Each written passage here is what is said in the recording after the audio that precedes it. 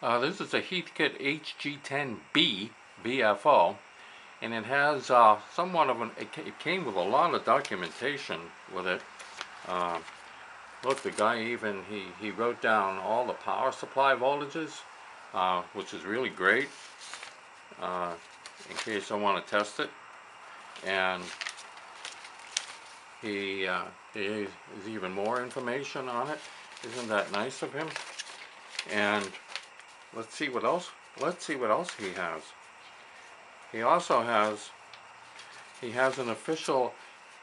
got a very nice complimentary report from an official observer on something called Ripple. I wonder if that was about some sort of candy he might have had with it.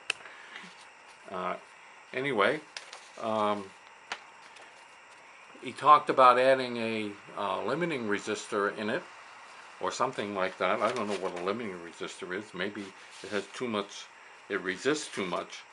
And then he was trying to get more output out of it. I think he was trying to run the legal maximum back in the early 70s, because he bought this in the early 70s. So I think he was trying to run the legal maximum power, which I think would have been 1,000 watts input. So I don't know. That's a possibility. He had a couple other things. He has a VR. He wanted to do a bit of a experiment on the tube inside the VFO. So he also supplied that. Much more paperwork. Much more. He also had how to set it up to operate with a Drake 2NT.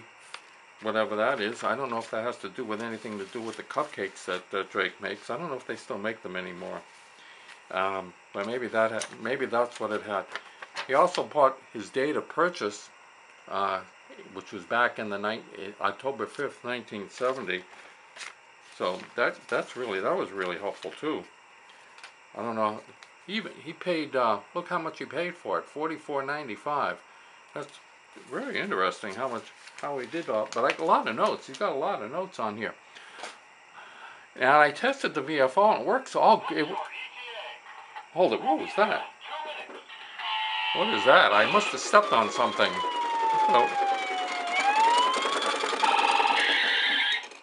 Whoops, shouldn't have stepped on that. It was a little toy that granddaughter had.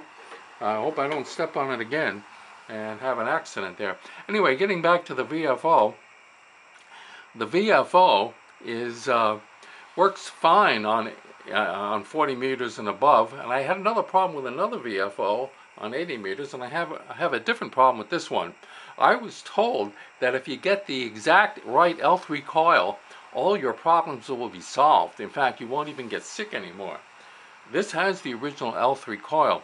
The only problem with this is it doesn't seem to operate on 80 meters unless you do this. Watch. If you put your finger on it, it'll come back. Now, I'll take it off a spot, and let's try a couple of things and see what makes it work. First, we'll try a solder sucker and see how that works. Nope, that doesn't work. Maybe so. Let's try a spatula. Oh, that works. Okay. Let's see, how about a plastic spatula? Nope, that does not work. Okay, let's try a screwdriver. Will that make it work? Yep, that'll make it work. Okay, so we got a lot of things here. How about a battery? How about a 9-volt battery? We'll try battery.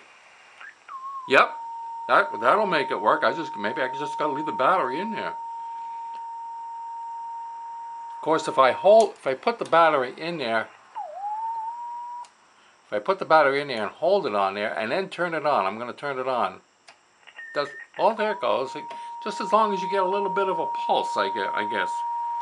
Now let's try my finger on it. I'm going to put my finger on it and now turn it on. No, it doesn't work unless I take my finger off. Okay. How about a light bulb? Let's see, let's try a light bulb. Yep, a light bulb will make it work. So that's pretty good.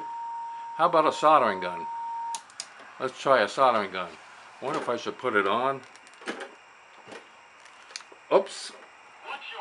I hit that thing again. Okay, what about a soldering gun? We'll try that.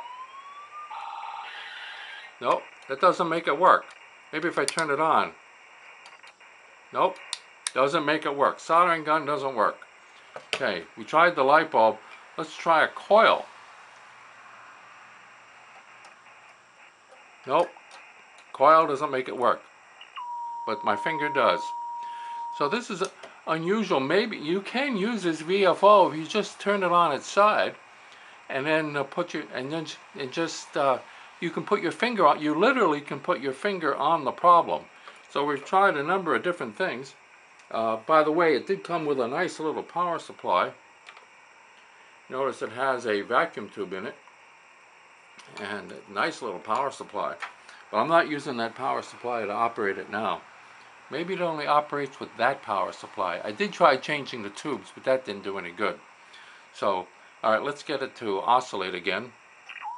There we go. Alright, so maybe you can help me out fixing this problem, because I don't know what the problem might be. What could I do to get it to work? Replacing the L3 coil is not going to do it. Because it's got the original one in there. Maybe if I wasn't smug, I might be able to figure it out myself. Or maybe I am smug.